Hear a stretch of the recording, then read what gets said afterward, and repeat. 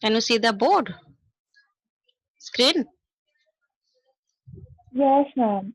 Okay, so we are doing the short run production function. This is under the law of variable proportion. Law of variable proportion, where we are discussing, it's a law means this is something which has been observed it in lot many industries in the short run. That's why the law, it has become a law. Something law means if you repeat the experiment under similar condition in different industries, you will get the same result. That's why it is a law. Okay, so why we are reading this law? That if a company or production unit is working under this condition, so this will be the productivity changes, this will be the decline in productivity. So it should take appropriate step at the appropriate time to revive, so that the declining phase can be stopped and it can go on increasing its productivity. This is the purpose behind. So under this, what we saw last class, that we take the ratio between fixed and variable factor. So we are taking the variable factor which is changing against the fixed factor which is fixed. For example, last class I showed you 1 acre of land is constant and you are continuously changing the variable factor. So what you are doing is you are continuously changing this ratio between variable and fixed factor, and you are studying the effect of this on the output, where Q is your output is a function of your labor changing, say capital constant. To take a example of a production function where one factor is changing, another factor is constant. Okay, and last class we know that what output concept. This is not, we are going to study this output. No, this is what is known as productivity. Please mute yourself, all of you. So this is what is known as the productivity. Okay. So this is what is known as the productivity, and we have seen that there are three concepts of productivity we'll deal with. One is your total output, another is your average output which is your Q by L, and then we have your marginal output, marginal product which is your del Q by del L. So we are going to study output concept under this three format. Till here we have done in the last class. Okay, so under what condition you see this law to operate? So we begin from here. You have not done this in the last class. Start from here. Assumptions. So assumption means under what condition you will see that this law or change in productivity will occur. First is constant state of technology. Constant state of technology. Right, this much what is written there. Okay, what do you mean by this? That whatever, suppose you are studying the output changes in the industry for the next 6 months or 1 year, the technique of production should remain same. What do you mean by technique of production? Suppose the industry has adopted a labor intensive technique. That means more labor, less capital. That should continue. If he has adopted a capital intensive technique, then that should continue. He cannot change the technique in between when we are studying the productivity changes for a particular industry, because if the technique of production is changing, then obviously there will be change in productivity and the law will not operate.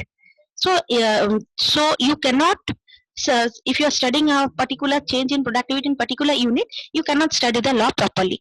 So first state is constant state of technology. To give an example, suppose we can talk of the green revolution. You all know what is it, green revolution. You know, prior to 1980s, our agricultural sector was giving so low productivity that we had a growth rate which was 3% for 2-3 decades, and it was not able to break this 3%, which was known as the Hindu rate of growth. And our policymakers started thinking that this can never be broken. But in the 1980s, we adopted the green revolution. That means we adopted modern methods of cultivation, good productivity seed, hybrid seed, mass scale increase in agriculture was there such that this growth rate could break up for the first time, and it took up to 5 to 6%. So if there is a change in technique of production, obviously productivity change will be something different. Second is, it is a short run phenomena. You will see this law only in the short run. So it is a short run phenomena. Why it is a short run phenomena? Because you know your production function has some fixed factor, and you have fixed factor only in the short run. Why we call it is a short run? Because some factors are fixed. So you will see this law only to operate in the short run, because in the long run there are no fixed factor.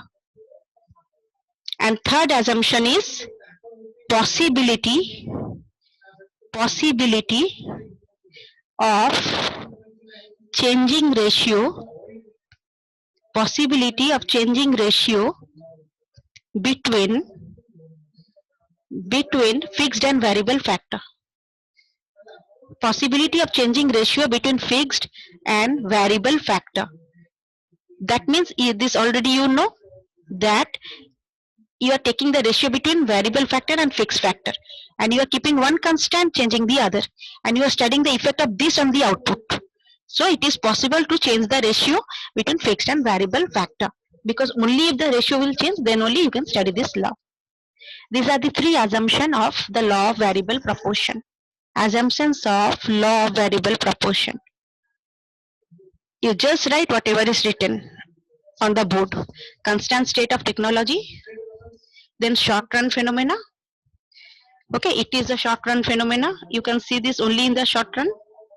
And this is the reason, because in the production function you have some fixed factor.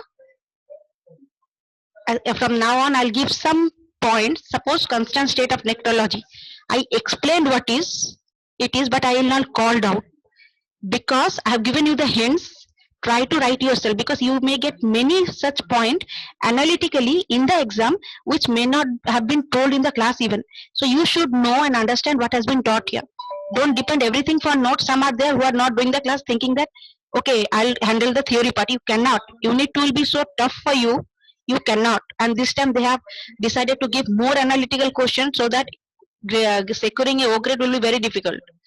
So those who are attentive, you understand that what has been told under this 3 heading. Am I audible? Am I audible? Yes, ma'am. Okay. So have you written? Can you continue? Can you continue? Yes, ma'am.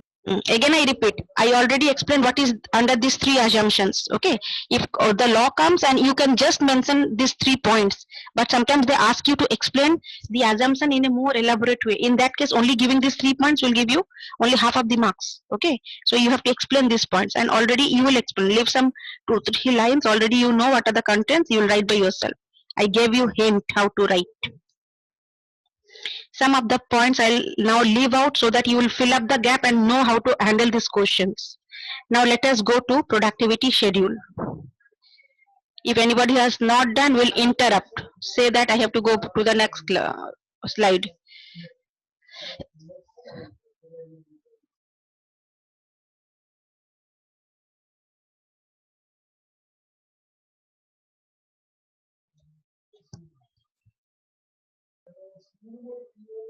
Okay, so I'm representing a production function where your output is a function of say 2 factor labor variable, capital is constant, so I'm putting a bar there. Go on doing the schedule with me. Okay, this is very important, and you will get this law question under many form. This is a very important law. Next 2 topic will be related to this. Quantity of fixed factor. Okay, suppose this is a 10 unit plant. That means there are 10 installed machine. 5, 7, 8. So keep 8 units.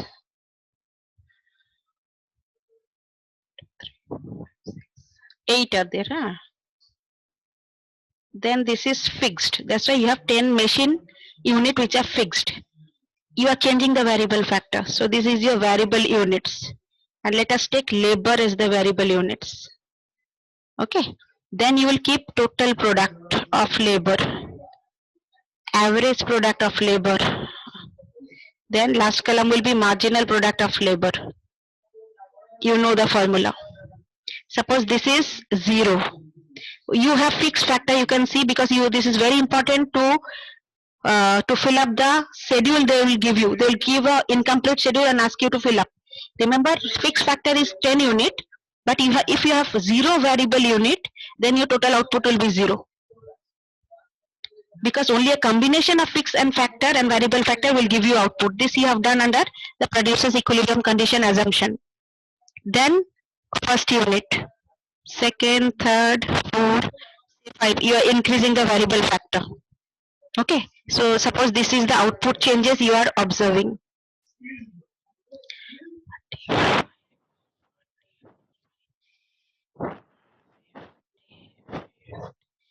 45. Okay, you fill up the table for average product and marginal product in just 2 minutes and tell me quickly. Remember, this is your Q. This is your Q.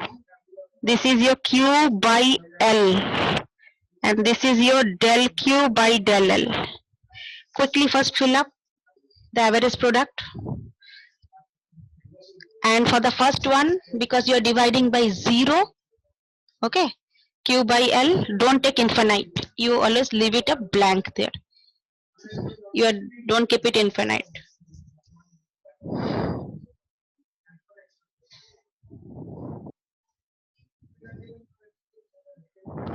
Done. Average product. It's a kid's work. Quickly you solve. I'll ask by name. If you don't do, mark absent for this day. Be very attentive in the class if you are. Otherwise, don't attend the class. Those who are in the class will be very attentive.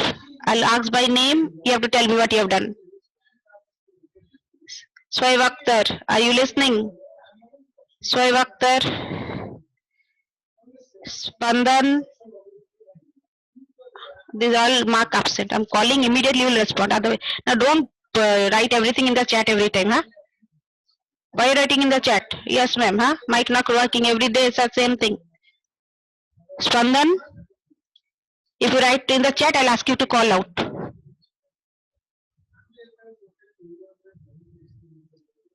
Spandan, Spandan is absent today. Wait. Abhay, Abhay, tell me average product. Quickly tell me. What is average product? Ma'am, it will be 10, 5, 3.33. 10. How is it 10? I've written the formula also Q by L. Huh? You're not doing roaming or what? So background music. No, ma'am. Then? Ma'am, 1 minute. I did the wrong calculation. Mm. It will be 5, then 7.5. Good. Then it will be 6.33. Yes. 6.33, no? You're just dividing. Okay. Simply you're dividing. Okay. This only the variable factor you're taking. Tell anyone else. 11.66. Very good. Then continue. 11.25. Right. And 10. Then 10. Then 8.33.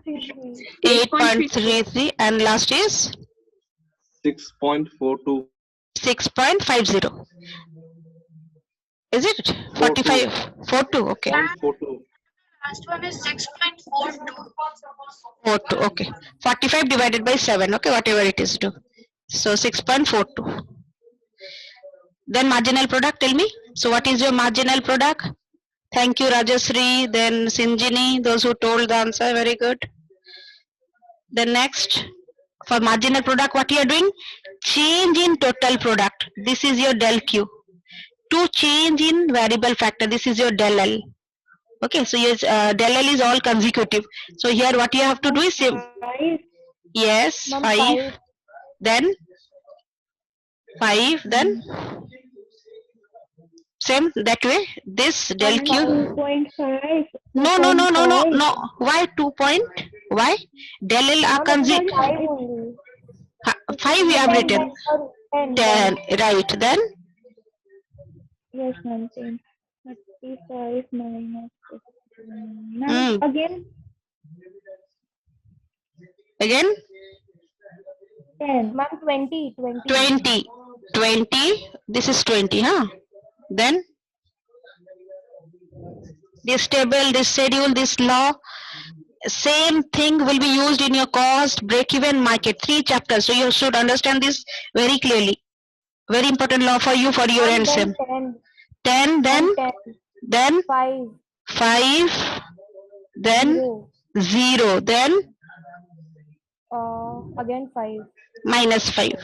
Minus 5. Minus 5. Okay, so these are the productivity changes which you are now going to plot. So how the output behaves in the short run, we have just tried to show with this short schedule taken here how the output is been observed in the industry to behave under this condition of fixed and variable factor ratio. Okay, so first see the total product. It is increasing, reaching a maximum here and then dropping. Okay, while it is increasing also there is a variation. It is like this. So your total this is, let me go to the next page or this will be clumsy. So your total product, if you see the schedule, initially increases at a very increasing rate. So it will be like this. Your slope is increasing at a very fast rate. Okay, then gradually it will increase but at a decreasing rate. So your slope will start declining. Then it reaches a maximum, will start dropping. This is your variation in the total product. Increases at an increasing rate, very fast rate. After that, it increases at a slow rate. That's why it becomes concave downward and then maximized. Now, where it is changing a slope from here, concave inside, then concave in this. Okay, where it is taking a turn. This is known as the point of inflection. This I'll draw the diagram clearly. Don't worry. This is known as the point of inflection, as you have done in the maths. What is the point of inflection? Where a curve takes a turn. So it is increasing at a fast rate. After that, it takes a break here and then increases at a declining rate. Why this happens? Remember, suppose this is the production unit. Okay, I said 10 machine is to variable factor you're changing. Okay, you're changing the variable factor from 1, 2, 3 continuously. You're changing the variable factor. Where your point of inflection is there, suppose this 10 machine has a ratio with say 100 labor unit. Okay, so where you will see that this turn has come, that means for that production unit this point has been achieved. So 10 machine which has a capacity with 100 labor unit or 1000 labor unit, whatever it is, that has been achieved. Okay, after this also producer will increase the variable factor labor, so output will increase but the rate at which it increases start declining. Output is still increasing but at a slow rate now, showing that your ratio between fixed and variable factor has been optimized here. How you know? You will see that the marginal product is 0. So where your total product becomes maximum, it shows your marginal product is 0. It means now if the producer will increase the variable factor, it will give negative product. It should stop. So this is the point of inflection where your total product is maximum optimum point. What we are talking about is your point of inflection where your curve is taking a turn, there your marginal product is maximum. So this 2 point is very important in the total product function. So first is where it is taking a turn, that means your point of inflection. Point of inflection is the point of maximum marginal product. Where your total product becomes maximum, your marginal product becomes 0, showing that producer should stop taking any more variable factor and rather he can expand the scale of operation if he needs the output to increase any further. Otherwise, simultaneously he cannot operate on the same plan. The cost will start increasing. Okay, so let us see this how it is operating. So we'll now draw the diagram for variable proportion. So this is the diagram of law of variable proportion. So you are plotting total product, average product, marginal product against number of labor units. Labor units, okay. So here L is the labor unit. First is your total product. Increases at an increasing rate, increase at a diminishing rate, is maximized, start declining. This is your total product. Where it is taking a turn, mark the point. Where it is maximum, mark the point. Okay, so these are your important point of your total product which will be reflected with your marginal product. Drop a line here, drop a line here. Your marginal product will reflect what is happening in your total product, because your marginal product is the change in the total product. So this is your point of inflection. Point of inflection. These are all theory question, MCQ question. Very minutely they have asked in the end sem. Okay. Point of inflection. I'll use POI for short henceforth. Okay. Here your marginal product is maximum. So when you are solving the numerical, what is how you will calculate point of inflection? You will check point of maximum marginal product. So your point of inflection is maximum marginal product.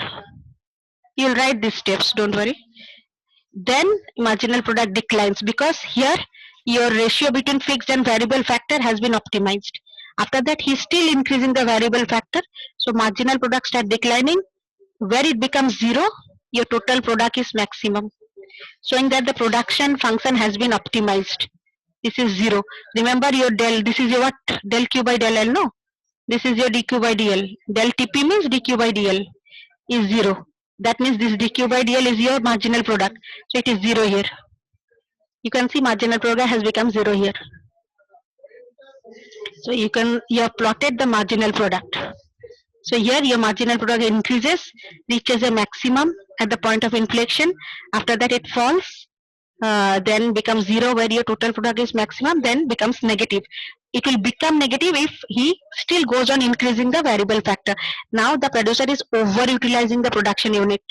This is the indication that if simply you check the marginal product of the output, you will know that that particular production unit is being overutilized. Okay, but the producer is not changing the scale of operation. So this is an indication that he has to increase the fixed factor. He cannot overutilize that unit anymore. Okay.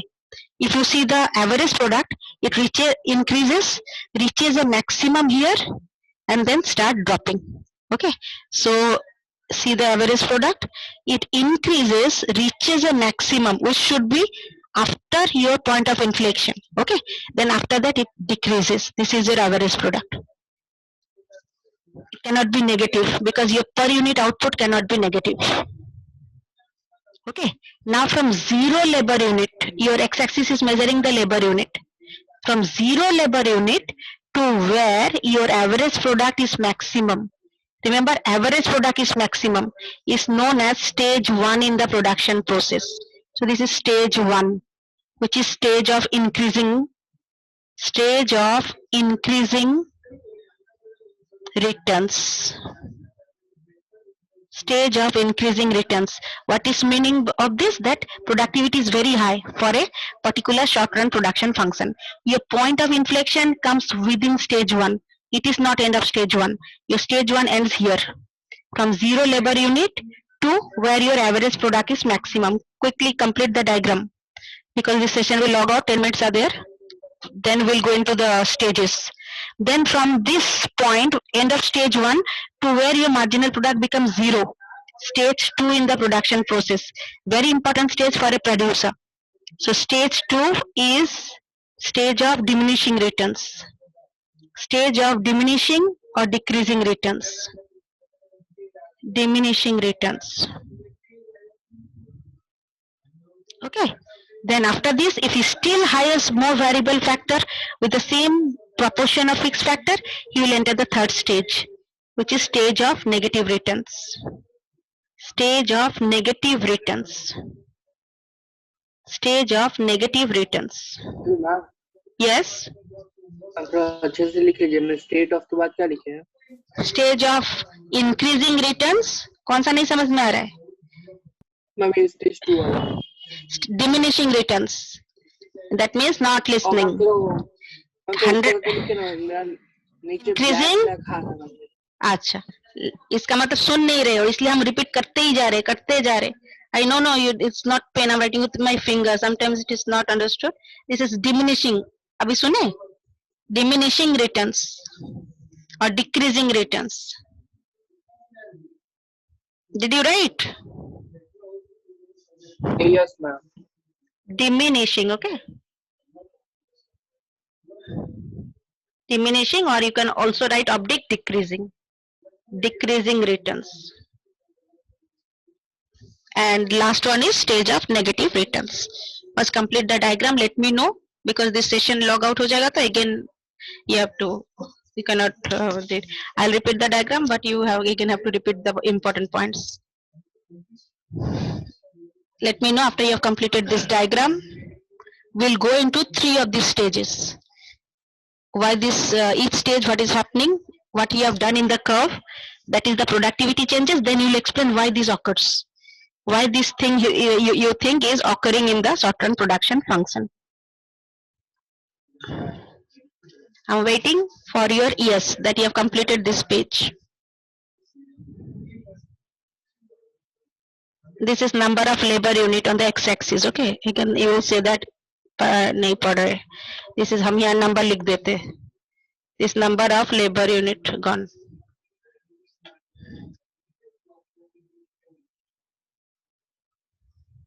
So number of labor units.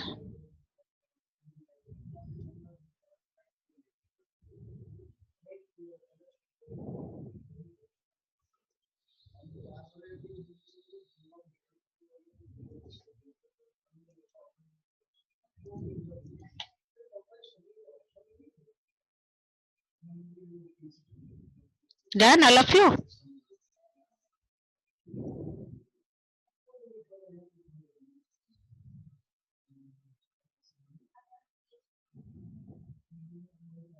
Shall I redraw the diagram?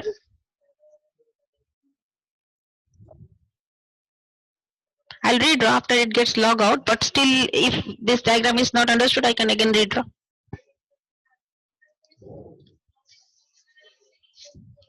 Done? Yes, ma'am. Done.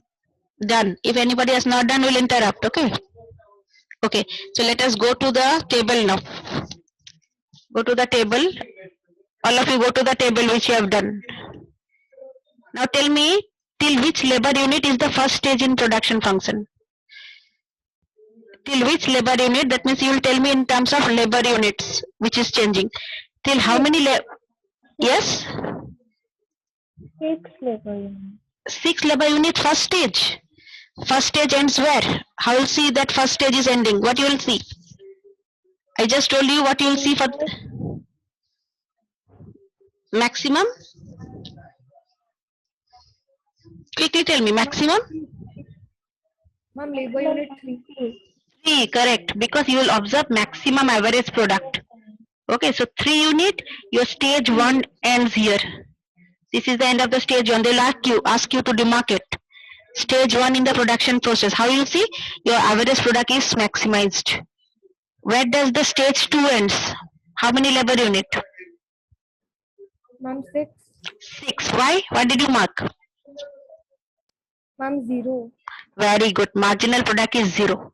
So this is your stage 2, the diminishing return. Okay, and the production function. And when you see negative return starts, this is your stage 3. So whatever you have done in this table and diagram, you are going to write that. Okay, so this is how we are marking the productivity schedule. Okay, let us go to each of these 3 stages now.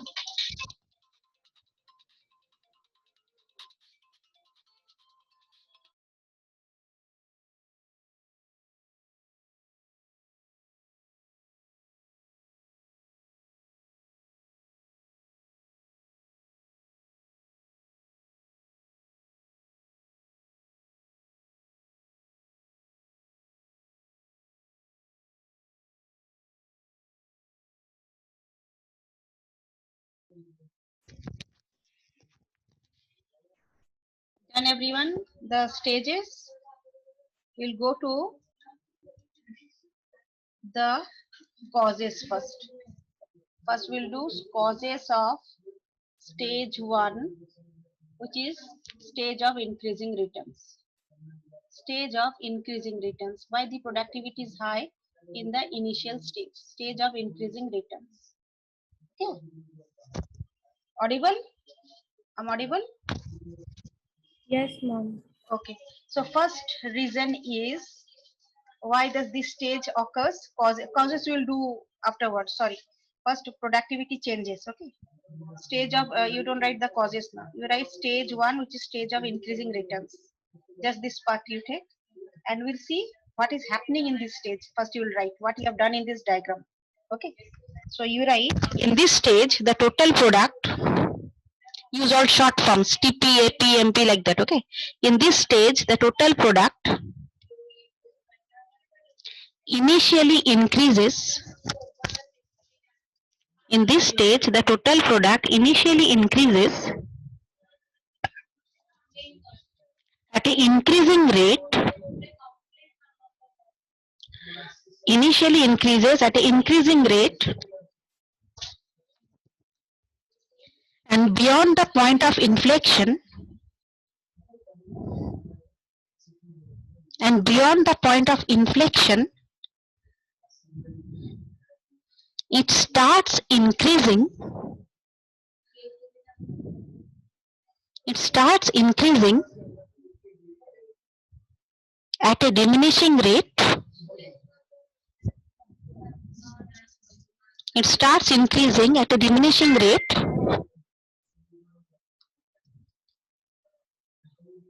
Full stop. This point on the short run production function, use SRPF for short, okay?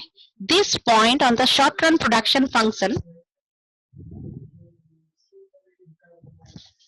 What you this said after diminishing? it starts increasing at a diminishing rate. That means this point, okay? It starts increasing at a diminishing rate. I again repeat, it initially increases at an increasing rate, and beyond the point of inflection, it starts increasing at a decreasing rate. Written? Yes, ma'am. Stop. This point on the short run production function where the total product takes a turn. This session will get log out in 1 minute, okay? Keep on writing. This point on the short run production function where the total product takes a turn is known as the point of inflection, is known as the point of inflection which represents